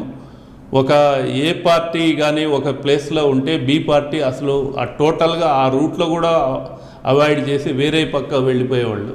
అలాంటిది ఒకరికొకరికి ఎదురుపడి ఒకే హోటల్లో కూడా భోజనం చేసిన సంఘటనలను చాలా నేను కళ్ళారా చూశాను నేను. అంటే ఫ్యాక్షనిస్టుల మధ్యన సయోధ్య కుదరదా వాళ్ళిద్దరి? సయోధ్య అంటే భయంతో, పోలీస్ అంటే భయంతో సయోధ్య కుదిరిపోయింది, అన్నీ మర్చిపోయారు. దానివల్ల వాళ్ళ పిల్లలు చదువుకున్న తర్వాత ఆ పిల్లలు నేను ఇవన్నీ కళ్ళారు చూశానండి. అంటే ఎక్కువ కడప జిల్లాలో ఏ బయటలో ఎక్కువ ఉండేదండి? ఎక్కువగా పులివెందుల, కొండాపురం, పులివెందుల ఏరియాలో ఎక్కువ ఉంటుంది టోటల్గా. అంటే ఉదయం లేస్తే కౌన్సిలింగ్ చేసేవారట కదా? కౌన్సిలింగ్ మొత్తం కౌన్సిలింగే, టోటల్ ఓపెన్ కౌన్సిలింగ్. కౌన్సిలింగ్ అంటే మా ఇలాంటి కూడా ఓపెన్ కౌన్సిలింగ్ అనమాట. అంటే ఏ విధంగా అంతే, అంటే లీడర్ లేడు, చిన్నవాడు లేడు, అందరికీ మొత్తం కౌన్సిలింగ్, అంటే పబ్లిక్ ప్లేస్లో కౌన్సిలింగ్ అనమాట. సార్ మీరు పులివెందుల ఆ టైంలో పనిచేస్తున్న టైంలో రాజశేఖర రెడ్డి గారుతో మీకున్న అనుబంధం ఏ విధంగా? సార్ చాలా గొప్ప వ్యక్తి ఆయన. ఎప్పుడైనా కానీ ఇడుపులపాయలో హెలికాప్టర్ దిగినప్పుడు ఫస్ట్ యాజ్ అ లోకల్ ఇన్స్పెక్టర్గా నేను ఫస్ట్ ఆయన రిసీవ్ చేసుకునేవాడిని. పెద్దవాళ్ళు ఉన్నారు, అందరూ ఉంటారు, కానీ ఆల్ ఈస్ వెల్ అనేసి సార్ దిగే ఆయన హెలికాప్టర్. ఆ రోజు మిస్సింగ్ రోజు కూడా చాలా బాధపడ్డాం మేము, ఎంతెంతో కష్టపడ్డాం. మీకు విజయ్ కుమార్ కూడా చెప్పి ఉంటారు, చాలా కష్టపడ్డాం. కానీ దురదృష్ట కొద్ది మరుసటి రోజు ఇది. అంటే అప్పుడులో మీరు పనిచేస్తున్న టైంలో పులివెందులో ఏదైనా ఇష్యూ జరిగితే రాజశేఖర రెడ్డి గారు ఫోన్లు చేసి విడిపించడం అలా చేసేవారా? 0.1% కూడా చేయలేదు ఆయన కానీ, వాళ్ళ మనుషులు కానీ, ఈవెన్ ఇప్పుడున్న జగన్ సార్ కానీ, ఎవరు కానీ ఎప్పుడు కానీ అట్లా. ఎప్పుడు పోలీస్కి ఫ్రీ హ్యాండ్, ఎప్పటికీ లా అండ్ ఆర్డర్ అనేది ఫ్రీ హ్యాండ్ ఇచ్చేవాడు. మరి అంత ఫ్రీ హ్యాండ్ ఇచ్చిన తర్వాత కూడా కొంత ఫ్యాక్షన్ అనేది ఎందుకు మిగిలిపోయిందండి? ఫ్యాక్షన్ అనేది ఏంటంటే కొన్ని, ఇప్పుడు ఒక కేసు చెప్తాను మీకు. ఒక అబ్బాయి పులివెందుల దీంట్లోనే జరిగింది, సార్ చనిపోయిన తర్వాత జరిగింది అది. ఒక అబ్బాయి వచ్చి చిన్నప్పుడు తనకి 2-3 ఏళ్ళు ఉంటుంది మహా అయితే. 3 ఏళ్ళు ఏజ్లో వాళ్ళ ఫాదర్ని అవతల వ్యక్తి అతి కిరాతకంగా నరికి చంపాడు. ఆ అబ్బాయి ఆఫ్టర్ 20 ఇయర్స్, అంటే ఆయనకి 23-24 ఏళ్ళప్పుడు అదే వ్యక్తిని అతను అంతే కిరాతకంగా, తన తండ్రిని చంపిన అంత కిరాతకంగా అతను చెప్పాడు. ఇది ఏంటిది ఇండివిజువల్ ఇది అనమాట. అంటే అతనికి 22 సంవత్సరాలు జరిగిన ఇష్యూని 22 సంవత్సరాల వరకు మనసులో పెట్టుకున్నాడా లేదా ప్రోవోక్ చేశారండి ఎవరైనా? మనసులో పెట్టుకున్నాడు అతను. అతన్ని, అటువంటి వ్యక్తుల్ని కొంచెం కౌన్సిలింగ్ చేస్తే మార్పు వచ్చే అవకాశం ఉంటుంది. కౌన్సిలింగ్ రాదండి. ఎందుకంటే ఒక మనిషి యొక్క వ్యక్తిగతమైన ఇన్నర్ ఫీలింగ్ అది ఎవడు బయట చెప్పడం అనమాట. అతను అప్పుడే ఫిక్స్ అయిపోయినాడు, నేను మా నాయన్ని చంపిన వ్యక్తిని నేను ఖచ్చితంగా చంపాలని. ఇలాంటివి ఎక్కువే మర్డర్స్ అలాంటివే జరిగింది తప్ప వేరేవి ఏం జరగలేదు. కావాల్సిగానే జరిగింది లేవు, అస్సలు లేవు. ఖచ్చితంగా అది ఓల్డ్ కక్షలే అనమాట. అచ్చా సార్, పులివెందుల తర్వాత ఎక్కడికి వచ్చి? పులివెందుల తర్వాత నేను పెనుగొండ చేశానండి. పెనుగొండలో పట్టాల, అంటే పులివెందుల కన్నా ముందు పెనుగొండ చేశాను నేను. పట్టాల రవి గారి దగ్గర చేశాను. సార్ నాకు 2-3 టైమ్స్ భోజనం కూడా వడ్డించాడు ఆయన ఇంట్లో. అంటే మీకు ఆల్రెడీ ఎస్ఐబీలు ఉన్నప్పుడు కొరియర్గా పట్టాల రవి గారు ఉన్నారని తెలుసు. అప్పుడు చూడలేదు, అది ఇన్ఫర్మేషన్ మాత్రమే అన్నమాట. అంటే పులివెందుల ముందు పెనుగొండ మీరు? ఫస్ట్ పెనుగొండ, దాని తర్వాత పులివెందుల. ఓకే, పెనుగొండలో అక్కడ కూడా ఫ్యాక్షన్ ఉంది కదా రవి గారు? ఫ్యాక్షన్ ఏం చూడలేదు, కానీ మేము నక్సలైట్ యాక్టివిటీస్ చూసాము. నక్సలైట్ యాక్టివిటీ అంటే ఒకటి నా రొద్దం పోలీస్ స్టేషన్ పేల్చారండి. ఈరోజు పేలిస్తే రేపు నైటు లైవ్ ఎన్కౌంటర్ జరిగింది. దాంట్లో ఒక దళ సభ్యుడు కూడా చనిపోయాడు. అంటే ఇవాళ పేలిస్తే నెక్స్ట్ డే మీరు కూంబింగ్ చేస్తుంటారు? ఎక్కడ? లైవ్ రొద్దం, అదే పెనుగొండ పోలీస్ స్టేషన్ లిమిట్స్లో రొద్దం పోలీస్ స్టేషన్ పేల్చారంటే కొద్దిగా పార్షియల్గా ఇదైంది. దాంట్లో వంశీ అని ఒక అతను దళం మెంబర్ కూడా ఉన్నాడు. మొన్న అదే కేసులో ఎవిడెన్స్ ఇస్తూ, ఏం వంశీ నువ్వు నన్ను చంపాలని చూస్తున్నావు, మేము మిమ్మల్ని చంపాలని చూస్తున్నావు అంటే, అవును సార్ అవంతా అప్పుడు ఆ టైంలో సార్ అని ఇద్దరు నవ్వుకున్నాం కూడా. ఇద్దరం టీ తాగాం కలిసి. అంటే అక్కడ లైవ్ ఎన్కౌంటర్ ఎలా జరిగింది? లైవ్ ఎన్కౌంటర్ రాత్రి 2 గంటలప్పుడు మేము కూంబింగ్ చేస్తూ ఉన్నాము. ఆ దళం సడన్గా ఎదురుపడింది, వాళ్ళు ఫైర్ చేశారు. మళ్ళీ మేము కూడా ఫైర్ చేసాము. మళ్ళీ దాంతో కాసేపటికి కాల్పులు ఆగిపోయిన తర్వాత చూస్తే ఒక దళ సభ్యుడు చనిపోయి ఉన్నాడు. అతను మా ఏఎస్ఐ దగ్గర చంప మీద కొట్టి ఒక టవల్ తీసుకెళ్ళాడు. ఆ టవల్ కూడా మేము రికవర్ చేయడం జరిగింది. ఇది కాకుండా పెనుగొండలో మరో ఎన్కౌంటర్ ఉంది. పెనుగొండలో ఒకటి వచ్చి ఒక గ్యాంగ్ అండి, వాళ్ళు యూపీ గ్యాంగ్ అండి. వాళ్ళు వచ్చి యూపీలో నుంచి ఫ్లైట్లో వచ్చి, గజియాబాద్లో నుంచి ఫ్లైట్లో వచ్చి వాళ్ళు ఒక కారు అఫెన్స్ చేసి ఆ కారు తీసుకుని వాళ్ళు వెళ్తూ ఉంటారనమాట. పెట్రోల్ బంక్, డీజిల్ బంకుల్లో డీజిల్ పట్టించుకుని వాళ్ళని చంపి వాళ్ళ దగ్గర ఉన్న డబ్బు తీసుకుని వెళ్ళే అలవాటు ఉన్న గ్యాంగ్ ఇది. ఈ గ్యాంగు ఒకసారి సోమందపల్లిలో ఇదే విధంగా జరిగితే మాకు రాత్రి తారసపడ్డారు. వాళ్ళు కాల్పులు జరిపారు, మేము కాల్పులు జరిపాము. దాంట్లో 3 బాడీస్ పడింది. ఆ కేసులో భాగంగా నేను దగ్గర తమిళనాడు, ఆంధ్ర అండ్ కర్ణాటకలో దగ్గర 67 సార్లు నేను ఎవిడెన్స్ ఇవ్వడం జరిగింది కోర్టులో, పలు కోర్టులు. అంటే అన్ని కేసులు ఉన్నాయన్నమాట వాళ్ళ మీద. దాంట్లో ఎక్కువ డెకాల్టీ విత్ మర్డర్సే ఎక్కువ ఉంది. ఇప్పుడు హైవే పెట్రోల్ గ్యాంగ్ని మీరు అటాక్ చేశారు, మీ మీదకి వాళ్ళు ఎన్కౌంటర్ అయ్యారు. ఎంతమంది చనిపోయారండి? 3 చనిపోయినారు. 3 యూపీ వాళ్ళేనా? ఒక అతను కర్ణాటక అతను, 2 యూపీ వాళ్ళు. అంటే సాధారణంగా గ్యాంగుల్లో ఎన్కౌంటర్ అనేది కొంతమంది పోలీస్ ఆఫీసర్లు ఏం చేస్తుంటారంటే, మరొకసారి నా ఏరియాలోకి వాడు రావడానికి భయపెట్టడానికి ఒక మెసేజ్ పోవాలని ఎన్కౌంటర్ చేస్తుంటారు. అది ఆ విధంగా జరిగిన ఎన్కౌంటరా లేదా లైవ్ ఎన్కౌంటర్ అంటే? నేను 67 సార్లు మొత్తం ఇచ్చానండి నేను దాంట్లో ఆ ఎన్కౌంటర్కి కంటిన్యూస్గా.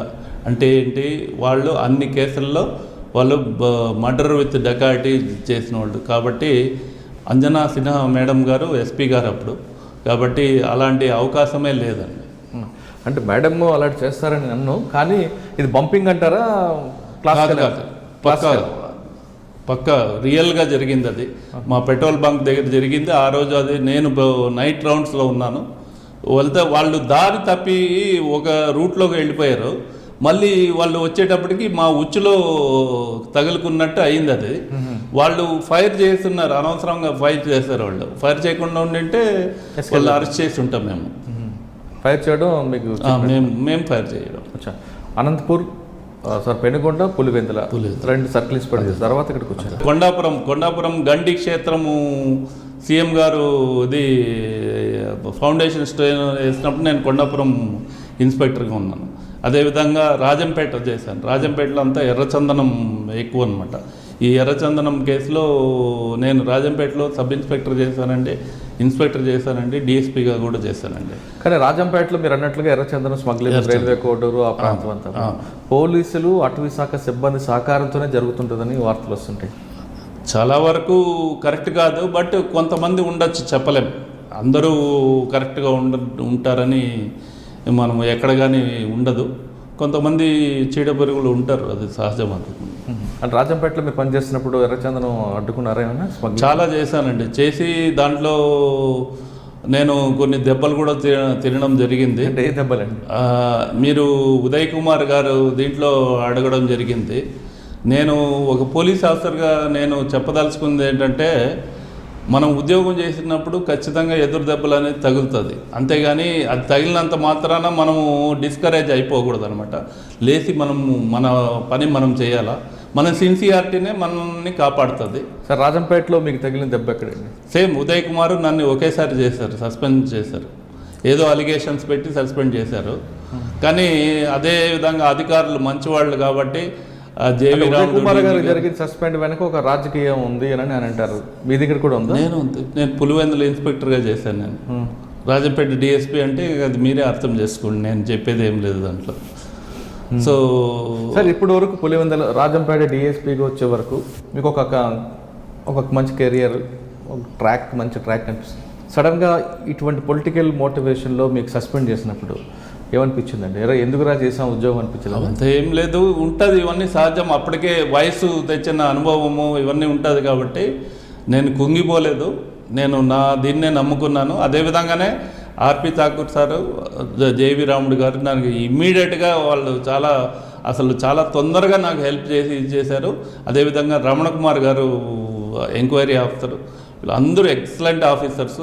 నన్ను కరెక్ట్ నా సిన్సియారిటీనే నాకు కాపాడింది శ్రీరామ్ రక్ష వాళ్ళ ద్వారా. అవునండి, మీరు సస్పెండ్ చేసిన వాళ్ళే మళ్ళీ తిరిగి మీకు ఎంక్వైరీ చేసి పోస్టింగ్ ఇచ్చారు కదా? కరెక్టే, ఇచ్చారు. అదే అంటే సస్పెండ్ చేయడం ఎందుకు మళ్ళీ? అది కాదు కదా, పరిస్థితులు డిఫరెంట్గా ఉంటుంది కదా. మీరు మధ్యలో కొంతకాలం కొసావో వెళ్ళినట్టున్నారు కదా? కొసావో వెళ్ళాను నేను. యుఎన్ మిషన్ కొసావో యూరప్లో చేశాను. ఎప్పుడు ఇన్స్పెక్టర్గా ఉన్నప్పుడు? ఎస్ఐగా చేశాను. 2001 చేశాను. అచ్చా, అంటే రాజంపేటలో సస్పెండ్ అయ్యారు డిఎస్పీగా.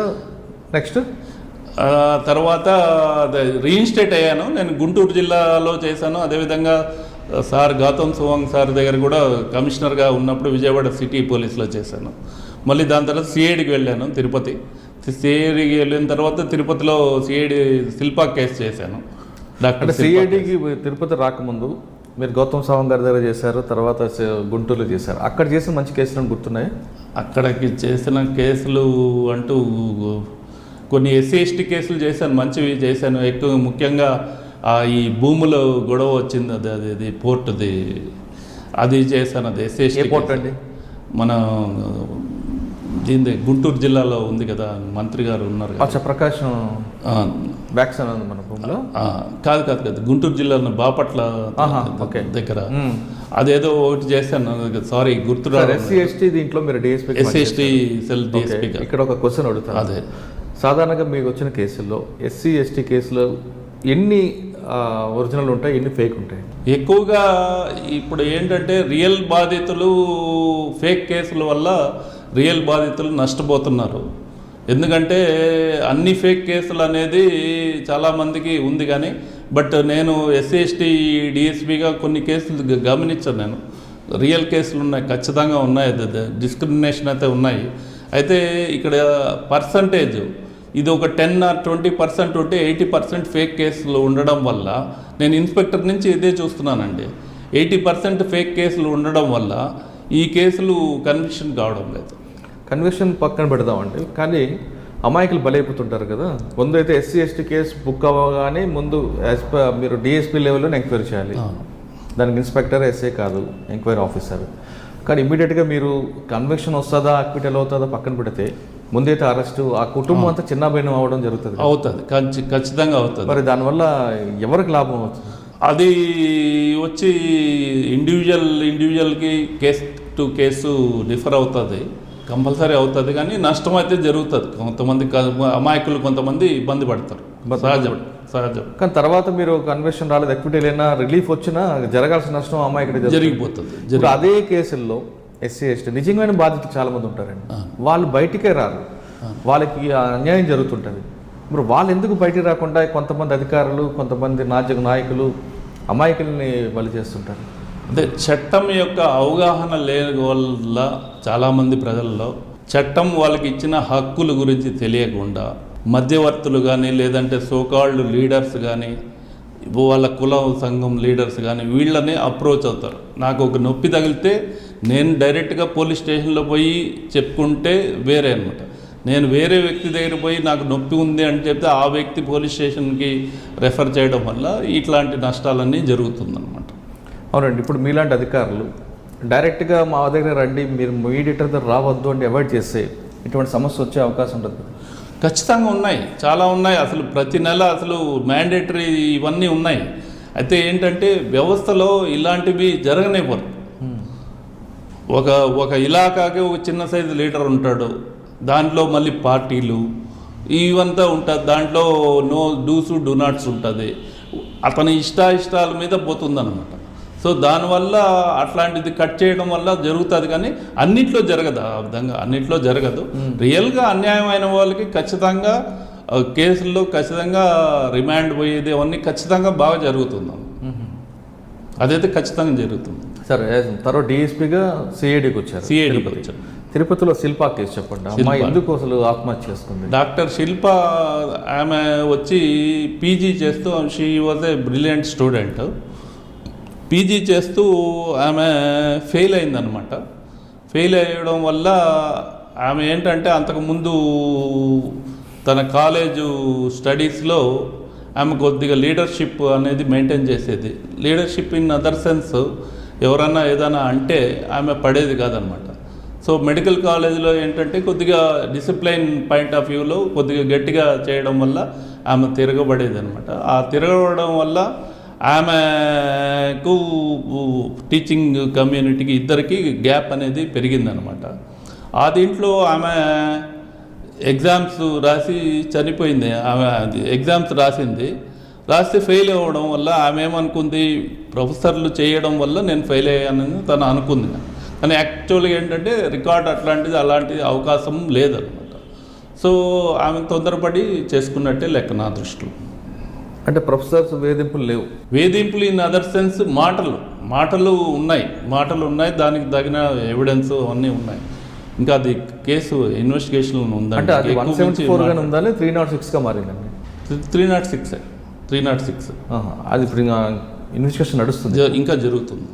అంటే మీరు ఇన్వెస్టిగేషన్ 306లోనే చేసుకొచ్చారు? అవును, చేశాను. ఓకే. ఇంకా SC/ST కేసు. ఇది కాకుండా కడప జిల్లాలో యాప్కో కేసు ఉంది. అది కొద్ది వరకు చేశాను. మళ్ళీ దాని తర్వాత నేను రిటైర్ అయిపోయాను. అవునా? ఎప్పుడు రిటైర్ అయ్యారండి? నేను పోయిన సంవత్సరం రిటైర్, 2020లో. సార్, మీరు 1981లో డిపార్ట్మెంట్కి వచ్చినప్పటికీ మీరు ఆదిలాబాద్ జిల్లా నుండి తిరుపతి వరకు వచ్చారు. అప్పట్లో ప్రజలకి పోలీసుల మధ్యన ఒక అనుబంధం ఉండేది. పోలీసులు అంటే ప్రజలకు గౌరవం ఇచ్చేవారు. పోలీస్ స్టేషన్ ముందు నుంచి వెళ్ళడానికి కూడా భయపడే, అంటే భయంతో కూడిన గౌరవం లేదా గౌరవంతో కూడిన భయం ఏదో ఒకటి ఉండేది. కానీ ఒక అపనమ్మకం అయితే ఉండేది, పోలీసులు మనకి అన్యాయం చేస్తారని. అది ఒక దశలో వచ్చేసరికి టెక్నాలజీ పెరుగుతుంది, ఇంత జరుగుతున్నా పోలీసులు ప్రజల దగ్గరికి వెళ్తున్నా ఇంకా ఆ డెఫిసిట్ ఎందుకు ఉందంటారు? అసలు ఉందంటారా లేదంటారు? చెప్తాను. ఫస్ట్ ఏంటంటే పోలీసు అనేది మన వాళ్ళు వారసత్వంగా బ్రిటిష్ పోలీస్ నుంచి మన వాళ్ళు వచ్చారు. సో అప్పుడు బ్రిటిషర్స్ యొక్క ఆబ్జెక్ట్ ఏంటి, స్వాతంత్ర సమర పోరాటాన్ని క్రష్ చేయాలని. కానీ ఇప్పుడున్న ఇండిపెండెంట్ ఇండియాలో అట్లాంటిది లేదు. అంటే ఆ కోల్జీ ఇంకా కంటిన్యూ అవుతుంది. ఆ అపోహ అనేది ఇంకా ఎందుకు, ఒక తల్లి చెప్తుంది బిడ్డకి, నువ్వు ఏడిస్తే పోలీసు వాడికి పట్టిస్తానని చెప్తుంది. ఇప్పటికీ ఉందన్నమాట. లేదంటే పోలీస్ స్టేషన్కి వచ్చేది మా వాడు, నేను ఇంతవరకు లైఫ్లో పోలీస్ స్టేషన్ ఎరగను సార్ అని ఒకడు అంటాడు. అదేదో నేరము కాని ప్రదేశము అన్నట్టు చెప్తాడనమాట. సో ఇలాంటి అపోహ ఇప్పటికీ కూడా ఉంది. అయితే ప్రొఫెషనల్గా వస్తే అప్పుడు కానిస్టేబుల్స్ అన్ఎడ్యుకేటెడ్ కానిస్టేబుల్ కానీ బట్ ఇంటెలిజెంట్, ఒక్కొక్క కానిస్టేబుల్ ఒక్కొక్క సెక్టర్ ఉండి ఆయన ఆ సెక్టర్ యొక్క SHO లాగా ఉండేవాడు. అక్కడ ఉన్న ఏ ఇన్ఫర్మేషన్ అయినా ఆయనకు తెలిసేదనమాట. ఆయన వెంటనే వచ్చి సబ్ ఇన్స్పెక్టర్ గారికి చెప్పేవాడు. సబ్ ఇన్స్పెక్టర్ ఈ విధంగా చేసి. ఇప్పుడు ఏమైందంటే ఆ ప్రొఫెషనల్ అప్రోచ్ అనేది లేకుండా పోయిందనమాట. ఇది ఉమేష్ చంద్ర గారు చెప్తారు, police is not a job but A service అని చెప్పారు. ఆ విధంగా కానీ ఫీల్ అయితే, ఇట్ ఈస్ ఏ సర్వీస్ అని ఫీల్ అయితే ఆటోమేటిక్గా అందరూ పోలీస్ ఆఫీసర్స్ సక్సెస్ అవుతారు. అంటే ఇప్పుడు పెరుగుతుంది, టెక్నాలజీ పెరుగుతుంది, ప్రజల వద్దకు పోలీసులు అంటే కేవలం పోలీసింగ్గా కాకుండా రకరకాల మార్గాల్లో ప్రజలకు దగ్గర అవ్వాలని పోలీసులు వెళ్తున్నారు.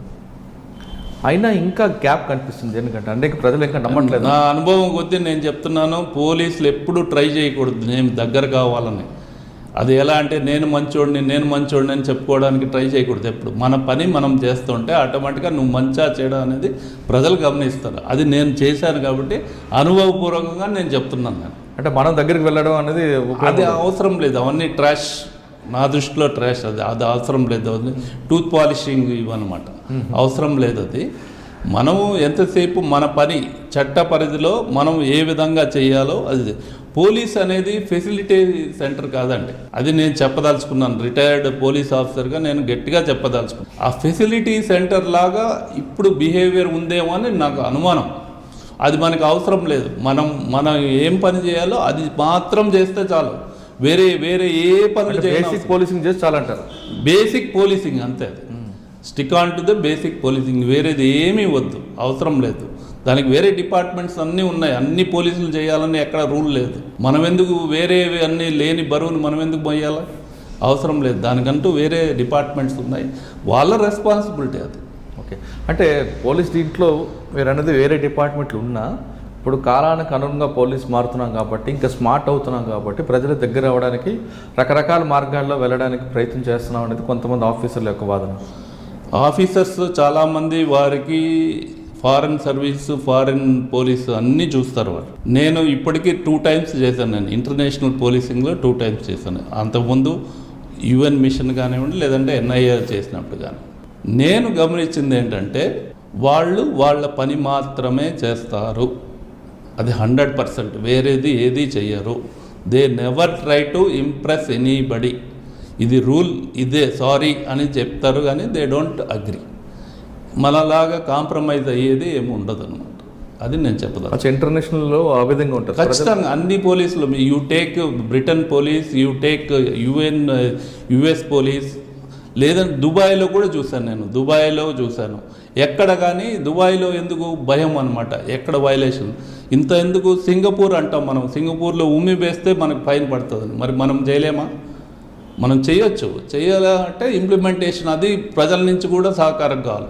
అలా అని చెప్పి ఎడ్యుకేటెడ్ అని చెప్పి వాళ్ళని మనం ఎప్పుడు పాలిషింగ్ చేస్తూ ఉంటే కాదు. అది ఇంప్లిమెంటేషన్, ఎడ్యుకేషన్ ఒక పార్టు, అదేవిధంగా ఎన్ఫోర్స్మెంట్ ఒక పార్ట్. ఇవి రెండు చేయాల్సిందే అనమాట. అంటే పోలీస్ అన్న వాళ్ళు ఎడ్యుకేషన్, అటు పబ్లిక్లో చేంజ్ తీసుకురావాలి, వాళ్ళ పద్ధతిలో మార్పు, వాళ్ళ యాటిట్యూడ్లో మార్పు కంపల్సరీ రావాలి. పబ్లిక్ యాటిట్యూడ్, ఇప్పుడు యాటిట్యూడ్ మారినప్పుడు మీరు ఎంత పాలిష్ చేసిన ఉపయోగం ఉంటుంది కదా. అదే కదా, యాటిట్యూడ్ మారాలంటే మనం దానికి తగినట్టు స్ట్రిక్ట్గా ఉండాలి. స్ట్రిక్ట్గా ఉండాలంటే ఏదో కొట్టేసి అవన్నీ చేయాలని కాదు, లేదంటే వేలకు ఫైల్ వేయమనాలని కాదు, బట్ చేయాలి. మనం ఇంప్లిమెంట్ అంటే మనమే ఒక రూల్, ఈరోజు ఒక పక్క నో ఎంట్రీ పెడతాము, రేపు పొద్దున వదిలేస్తాము, మళ్ళీ ఇంకోసారి నో ఎంట్రీ పెడతాము, వదిలేస్తాము. అట్లాంటిది ఉండకూడదు అనమాట. ఏదైనా కానీ ఒక మాస్టర్ పాలసీ ఉండాలి. ఆ మాస్టర్ పాలసీని ఖచ్చితంగా ఇంప్లిమెంట్ చేయాలి. నక్సలైట్స్ చేసేది అదే అనమాట. లాంగ్ టర్మ్ పాలసీ అనేది చేస్తారు వాళ్ళు. ఆ లాంగ్ టర్మ్ పాలసీని వాళ్ళు ఎట్టి పరిస్థితుల్లో వాళ్ళు వదులుకోరు. పోలీస్ డిపార్ట్మెంట్ కూడా అదే విధంగా చేస్తే బాగుంటుందని నా అభిప్రాయం. ఓకే, అంటే మరి మీ సర్వీస్లో అటువంటి ఉన్నారు చాలామంది. మీరు చేశారా? చేశాను. అప్పుడు మీకు ఆఫీసర్ల నుంచి ఒత్తిడి రాలేదా? ఒత్తిడేం రాలేదు. మీరు ఇంతకు ముందే చెప్పారు కదా, అది దళం గురించి. అది ఆ యొక్క జిల్లా అధికారి యొక్క ఆయన యొక్క ఇది ఇన్వెన్షన్. అది ఆయన ఇన్వెంట్ చేశాడు. ఎందుకు? సక్సెస్ దేనికి? ఆయనకి ఏదో కిరీటం వస్తుందని కాదు కదా, పబ్లిక్ పాయింట్ ఆఫ్ వ్యూలో చేశాడు. అదే అంటే మీరు ఇప్పుడు మీరు చెప్తున్నట్లుగా పబ్లిక్ యాటిట్యూడ్ మారేంత వరకు బేసిక్ పోలీసింగ్ మీరు నమ్మారంటున్నారు. మీరు పనిచేస్తున్న ఏరియాలో బేసిక్ పోలీసింగ్ చేస్తున్నప్పుడు హైర్ అఫీషియల్ నుంచి ప్రెజర్ రాలేదా మీకు? లేదు, ఎక్కడ ఏం రాలేదు. 1-2 ఉన్నా కూడా దానివల్ల వచ్చే ప్రాబ్లం ఏం లేదు. నేను చెప్పాను కదండి, సస్పెన్షన్ అయినప్పుడు ఎందుకు మనం ఒక దీనికి ప్రిన్సిపల్కి అటెండ్ అయ్యి మనం స్టిక్ ఆన్ అయిపోతే ఆటోమేటిక్గా ఆఫీసర్ గుర్తించి ఖచ్చితంగా సపోర్ట్ చేస్తారు. సో అంత అంటే బ్యాడ్ ఇంటెన్షన్ ఉండకూడదు. క్లియర్గా పబ్లిక్ దీంట్లోనే ఉండాలి. మనం ఉద్యోగ ధర్మం చేయాలి తప్ప స్వార్థం ఉండకూడదు అనేది నా పాయింట్. అచ్చా, కానీ మీ సర్వీస్లో NIA ఒకటి ఉంది, దాని గురించి మీరు చెప్పలేదు. NIA అనేది excellent organisation. It is dream ఏంటంటే ఇండియన్ FBI కింద అనుకుంటున్నారు. చాలా వరకు అవుతుంది కూడా. అది ఏంటంటే మెయిన్ దాంట్లో only 7 types of works, 7 types of చట్టాలు మాత్రమే చూస్తారు ఎక్కువగా, వేరేది ఏమి చూడరు. CBI ఇలాంటిది కాదన్నమాట. CBI ప్రతి దాంట్లో అన్నిట్లో ఉంటుంది, అన్ని కేసులు చేస్తారు, కానీ వీళ్ళు అదే ఆ విధంగా చేయరు. 7 చట్టాలు ఏంటంటే? చట్టాలు first 120B conspiracy, compulsory conspiracy అనేది UAP act. Okay, unlawful act. ఇది కంపల్సరీ చేస్తారనమాట. ఇక్కడ ఏంటంటే ఎన్ఐఏ అనేది యూఏ చెప్తున్నారు, అసలు రాజద్రోహం, అసలు రాజులు లేనప్పుడు రాజద్రోహం ఎందుకు వస్తుందండి? అంటే it is against the established government.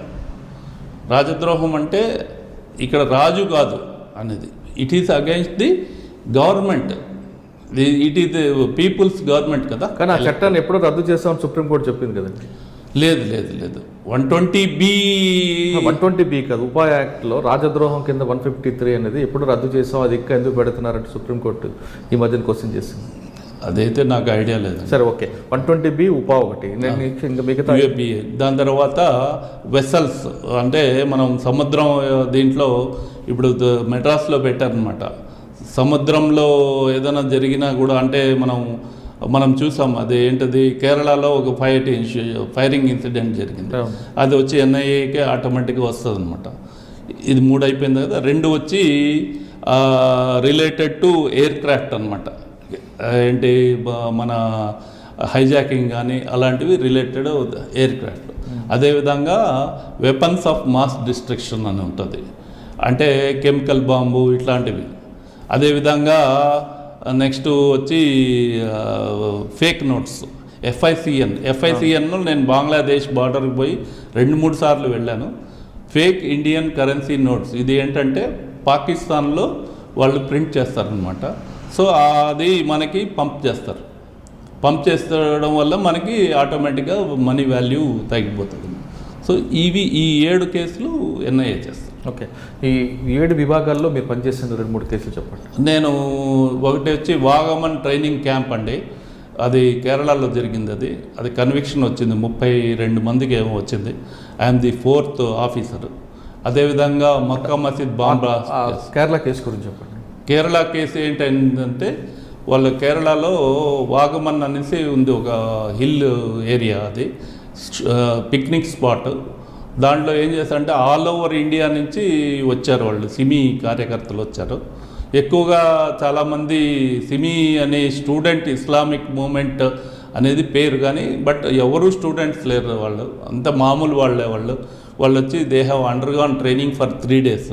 Weapon tactics కానీ లేదంటే వాళ్ళకి క్లాసులు చెప్పారు. అదేవిధంగా బాంబ్స్ ఏ విధంగా ఇది చేసేది, ఇవన్నీ టోటల్గా వాళ్ళు ఆల్ ఓవర్ ఇండియా నుంచి వచ్చారు. 37 మంది వచ్చారు. 37 మందిలో 32 మందికి 5 మంది చనిపోయినారు. ఆ 5 మంది 32 మందికి కన్విక్షన్ అయిందండి. దాంట్లో ఐఎమ్ ది లాస్ట్ ఐఓ దాంట్లో. అదేవిధంగా మక్కా మసీద్ బాంబ్ బ్లాస్ట్ కేసు, అది కూడా నేను ఐఓ. దిల్షుఖ్నగర్ బ్లాస్ట్ అంటారు, మక్కా మసీద్. ఓకే, మక్కా మసీద్ కూడా ఇట్లా దీంట్లో ఏంటంటే 2 parts వాళ్ళండి. అది సిమి వచ్చి అటుపక్క ముస్లిం, ఇది వచ్చి రైట్ వింగ్ అని. మక్కా మసీద్ బాంబ్ బ్లాస్ట్ కేసు వచ్చి RSS బ్యాక్డ్ కేసు అనమాట. అది అయితే మేము బాంబు ప్లాంట్ చేసుకున్న వ్యక్తిని పట్టుకున్నాం, కానీ బట్ మాకు ఎవిడెన్స్ దొరకలేదు. ఎందుకంటే 3 ఏళ్ల తర్వాత మేము అతన్ని అరెస్ట్ చేయడం జరిగింది.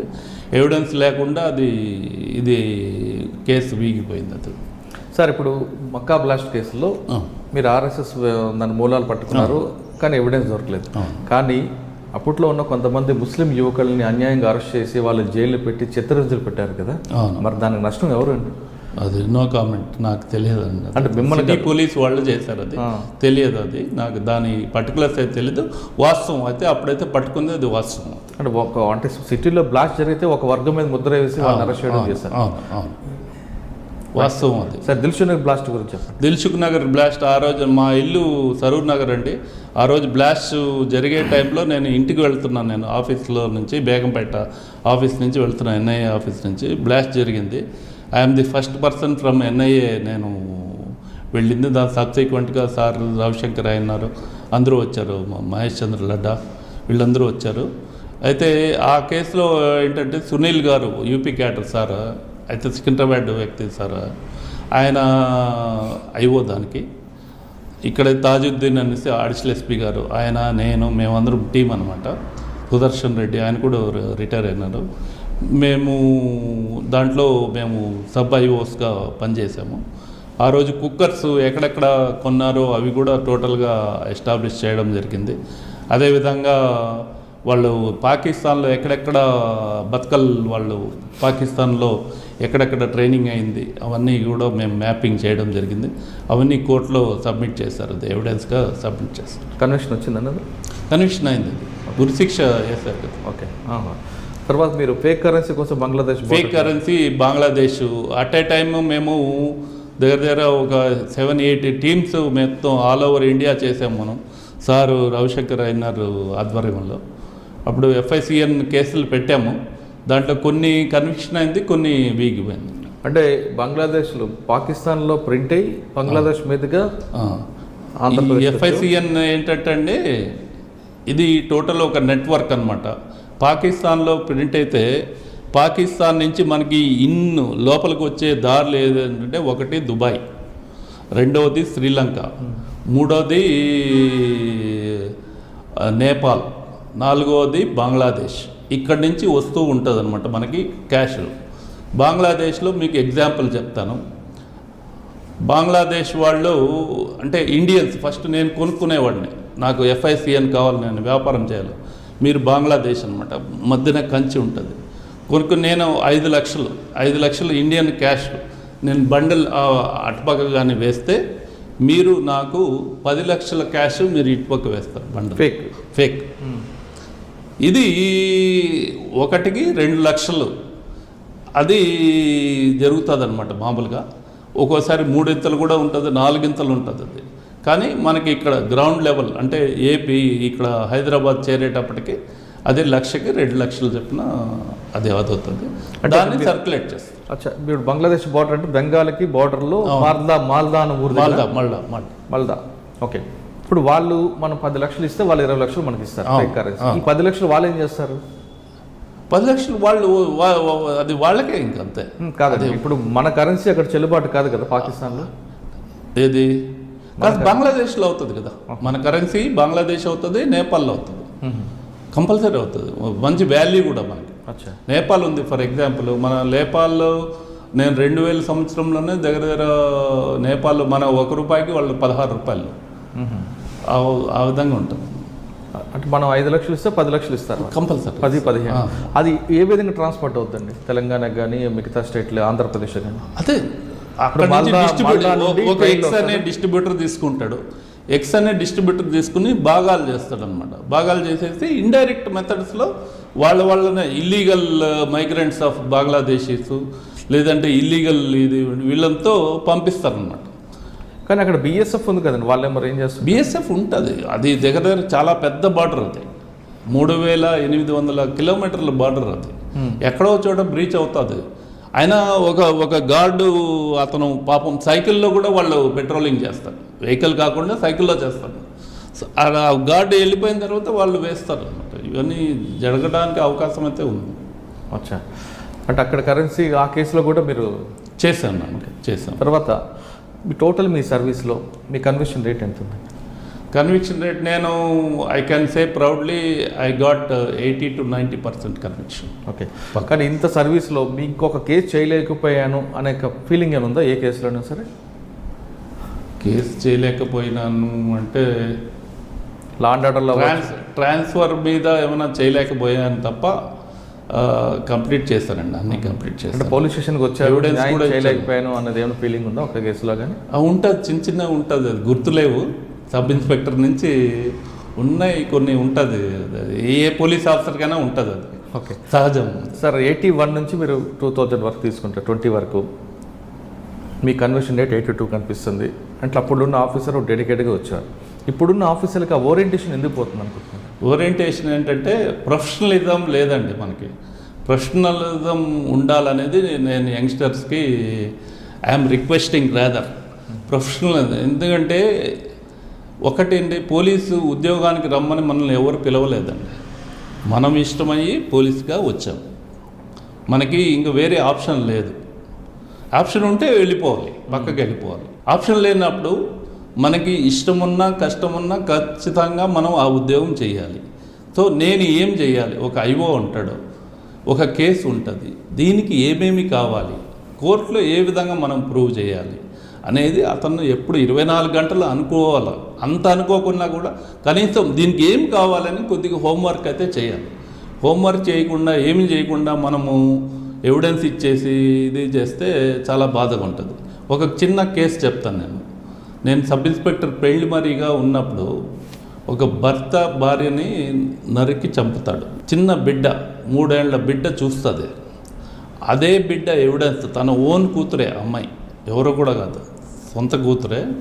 అమ్మాయి ఎవిడెన్స్తో నేను అతనికి కన్విక్షన్ తెప్పించాను. అతను అంటే భర్త అత్తకి ఇద్దరికి కన్విక్షన్ తెప్పించాను. ఏమని ఆ పాప నేను ఎవిడెన్స్ ఇచ్చేటప్పటికి 8 ఏళ్ళు, అంటే 5 ఏళ్ల తర్వాత నేను ఎందుకు ఆ రోజు అదే పనిగా ఎవిడెన్స్ ఇచ్చే ముందు ఆ సీన్ పోయాను, సీన్ చూసుకున్నాను, మొత్తం క్రాస్ ఎగ్జామినేషన్ ఏమేమి అడుగుతారో అన్నీ ప్రిపేర్ అయ్యాను. దాని తర్వాత ఆ అమ్మాయికి చెప్పాను, ఏమ్మా నువ్వు చూసింది అబద్ధమా నిజమంటే, నిజం సార్, నువ్వేం చూసావో అది చెప్పు, అంత వేరేదేం చెప్పద్దమ్మా. మంచిది సార్ అనింది. ఆ అమ్మాయి అలాగే చెప్పింది.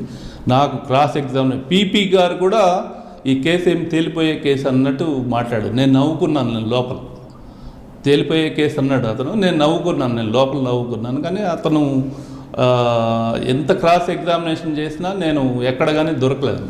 అది సబ్సిక్వెంట్గా లైఫ్ కన్విక్షన్ అయింది. అంటే మీరు చేసిన టైంకి తక్కువ కేసులు ఉండేవి కాబట్టి, వేరే జాబ్ లేదు, మీరు అన్నట్లుగా పోలీస్ డ్యూటీ కాబట్టి మీకు అంత టైం దొరికింది, కన్విక్షన్ తీసుకొచ్చారు. ఇప్పుడున్న పరిస్థితుల్లో పోలీసుల నుంచి రకరకాల వర్క్లు అవడంతో పని ఒత్తిడి ఎక్కువ అవుతుంది. ఏమీ లేదు, ఒత్తిడి లేదు, ఏమీ లేదు. మాకున్న ఒత్తిడికి అప్పుడు ట్రాన్స్పోర్టేషన్ లేదు, టెక్నాలజీ లేదు, ఏమీ లేదు, మనుషులు కూడా తక్కువ. ఇప్పుడు సఫిషియంట్ ఫోర్స్ ఉన్నారు. ఒకటే ఏంటంటే డివిజన్ ఆఫ్ వర్క్ ఉండాలి అంతే. ఒక ఎస్హెచ్ఓ అనేవాడు అతను లీడర్, అతను ఏ వర్క్ ప్రయారిటీ అనేది ఉండాలన్నమాట. ఏదైనా కానీ పోలీసు అనే వ్యక్తికి బ్రెడ్ అండ్ బటర్ వచ్చి ఇన్వెస్టిగేషన్ మాత్రమే, అవును, వేరేది ఏది కాదు. ఎన్ని వచ్చినా అవన్నీ సైడ్ ప్యాడింగ్ తప్ప ఇన్వెస్టిగేషన్ మాత్రమే. ఏ క్యాడర్ వాళ్ళైనా కానీ, అతను సబ్ డివిజనల్ పోలీస్ ఆఫీసర్ కానీ లేదా జిల్లా ఎస్పీ కానీ, వాళ్ళకి ఫస్ట్ కన్విక్షన్ తెచ్చేది వాళ్ళ బాధ్యత. ఇది నేను గట్టిగా చెప్తానండి, వాళ్ళ బాధ్యత అది. మిగతాదన్నీ సెకండరీ, అది నేను చెప్తాను. ఓకే, అంటే మీరున్న టైంలో ఇప్పుడు పాప కేసే తీసుకుంటే ఆ ఎవిడెన్స్ అన్నది స్ట్రాంగ్ ఎవిడెన్స్ ఉంది కాబట్టి 5 సంవత్సరాల తర్వాత కూడా పాప నిలబడి చెప్పింది కాబట్టి కేసు కన్విక్షన్ వచ్చింది. ఇప్పుడు సాక్ష్యాలన్నీ కూడా ఎలక్ట్రానిక్ ఎవిడెన్స్ అవుతున్నాయి. ఆ ఎలక్ట్రానిక్ ఎవిడెన్స్ అవ్వడం వల్ల పని ఈజీ అవుతుందని కూడా ఒకటి వాదన ఉంది. ఎలక్ట్రానిక్ ఎవిడెన్స్ బట్టి కేసులు వస్తున్నాయి కాబట్టి అంత కష్టపడాల్సిన అవసరం ఉందంటారా? ఎలక్ట్రానిక్ ఎవిడెన్స్ ఓన్లీ అది కన్క్లూజివ్ ప్రూఫ్ కాదండి. కన్క్లూజివ్ ప్రూఫ్ వచ్చి కన్వెన్షనల్ ఎవిడెన్స్ మాత్రమే కోర్టు ఎప్పుడు కానీ వాల్యూ ఇచ్చేది. ఎలక్ట్రానిక్ ఎవిడెన్స్ అనేది కన్క్లూజివ్ ప్రూఫ్ కాదు. It is only A tool. మనము ఒక డెస్టినేషన్కి నడిచిపోయే స్పీడ్ ఎంతో, సైకిల్ మీద పోయే స్పీడ్ ఎంతో, మోటార్ సైకిల్ మీద పోయే స్పీడ్ ఎంతో, అలాంటిది తప్ప అది వేరేది ఏదీ కాదు. అది మనకి ఎవిడెన్స్కి పనికిరాదు. ఎవిడెన్స్కి, కోర్టుకి, పోలీస్ ఆఫీసర్కి పనికొచ్చేది ఓన్లీ కన్వెన్షనల్ ఎవిడెన్స్ మాత్రమే. కానీ ఎలక్ట్రానిక్ ఎవిడెన్స్ తీసుకుంటూ పోలీసులు చాలామంది ఇన్వెస్టిగేషన్ చేస్తున్నారు కదండి. ఇప్పుడు అది వేస్ట్, అది దానివల్ల ప్రూవ్ కాదు. అది వాళ్ళు చూసుకోవాలి. అది కానీ ఒకవేళ మీరు అన్నట్లుగా ఎలక్ట్రానిక్ ఎవిడెన్స్ పెట్టుకొని ఇన్వెస్టిగేషన్ చేస్తూ కోర్టుకు వచ్చినప్పుడు పీపీ ఎప్పుడైనా సరే దీన్ని మ్యానిపులేట్ చేయొచ్చా అని అడిగే అవకాశం ఉంటుందా? కంపల్సరీ ఉంటుంది. మ్యానిపులేషన్ అనేది ఫస్ట్ డిఫెన్స్ క్వశ్చన్ అదే అంటారు. సారీ, పీపీ కాదు, డిఫెన్స్ క్వశ్చన్ అదే అడుగుతారు. Whether it can be manipulated or not, yes or no అంటే ఖచ్చితంగా ఎస్ అనే చెప్పాలి. కాబట్టి ఎన్ని పనులు, మనం 1000 పేజీల ఎవిడెన్స్ ఉన్నా కూడా ఒక చిన్న క్వశ్చన్తో మనము కేసును పోగొట్టుకుంటాం. కాబట్టి we should not rely on electronic or technical evidence. ఇది ఓన్లీ సపోర్ట్ అంతే. కానీ ఒరిజినల్గా మీరు చెప్పిన కన్వెన్షన్ ఎవిడెన్స్ అనేది కంపల్సరీ అంటే కన్వెన్షన్ ఖచ్చితంగా వస్తుంది. ఓకే సార్, ఫైనల్గా ఇప్పుడున్న జనరేషన్కి కొత్తగా అంటే ఫైనల్గా వచ్చే ముందు పోలీసుల కరప్షన్ గురించి మీరు ఏమంటారండి? పోలీసు కరప్షన్ అనేది మనిషి ఏజ్ బట్టి నేను చెప్తున్నాను. ఆశ అనేది లేకుంటే ఆటోమేటిక్గా ఎప్పుడు కరప్షన్ అనేది జరగదనమాట. ఆశ అనేది ఉంటే ఎవరో ఏమి చేయలేరు. అంటే మిగతా డిపార్ట్మెంట్ కూడా కరప్షన్ ఉంటుంది, ఇది అందరికీ వర్తిస్తుంది. ఓకే సార్, ఫైనల్గా డిపార్ట్మెంట్లో వస్తున్న వాళ్ళకి ఒక సీనియర్ ఆఫీసర్గా మీరు ఇచ్చే మెసేజ్ ఏంటి? ఇది మీరు ప్యాషన్తో వర్క్ చేయాలి. ఎప్పుడు కానీ ఏదైనా కానీ ప్యాషన్తో వర్క్ చేయాల. ఒక పోస్టింగ్ అనేది నేను 38 ఏళ్ళు సర్వీస్ చేశానండి. 38 ఏళ్ళ సర్వీస్లో కొన్ని మెయిన్ స్ట్రీమ్ చేశాను, కొన్ని పక్క స్ట్రీమ్ చేశాను, కొన్ని పిల్ల కాలువ స్ట్రీమ్ కూడా చేశాను. కానీ దానివల్ల వచ్చే నష్టం అంటూ ఏం లేదు. మనం ఉద్యోగంలో ఉన్నాం అనేది ఫస్ట్ వాస్తవం. అది దాని తర్వాత మన యొక్క వాల్యూ ఆటోమేటిక్గా ఈరోజు కాదు, రేపు కాదు, ఎల్లుండి కాదు, 10 రోజుల తర్వాతనే గుర్తింపు ఖచ్చితంగా వస్తుంది. అది పబ్లిక్ ఆఫీసర్స్. అది ఒక్కటి ధ్యానంలో పెట్టుకుని సిన్సియర్గా పనిచేస్తే చాలు. నేను ఎదురు దెబ్బలు కూడా తిన్నాను. నేను ఎప్పుడు ఎక్కడా నేను బాధపడలేదు దాని గురించి. ఎందుకు, మనం సిన్సియర్ అయినంత వరకు ఎవరు ఏమీ జరగదు. మనకి తప్పు నష్టం జరగాలంటే జరుగుతుంది, అది అంతా. అది కాబట్టి నేను చెప్పదలుచుకునేది ఏంటంటే సిన్సియర్గా సిన్సియర్, ప్యాషన్తో వర్క్ చేయాలనేది నా. పోలీస్ డిపార్ట్మెంట్ రండి, ప్రజలకి నేరుగా సేవ చేయాలంటే ఈ డిపార్ట్మెంట్కి మించింది మరొక డిపార్ట్మెంట్ లేదంటున్నారు రమణ గారు. ప్రజలతో నేరుగా సంబంధాలు ఉంటాయి.